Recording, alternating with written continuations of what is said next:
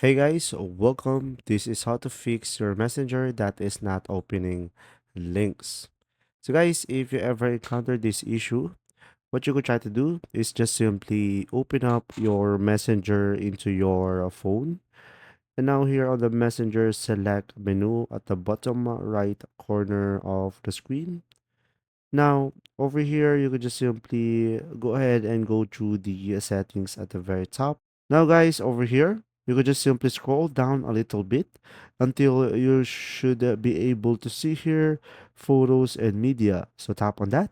You should be able to see here open links and external browser.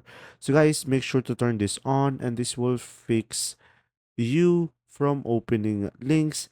And now, if it doesn't work out, guys, what you could try to do as well is make sure you are running the latest version and you could check it at the Google Play Store.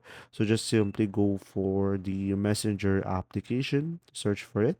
And from here, you should be able to see an update when there is any update, or you can just simply select the three dots at the top and should be able to enable auto update.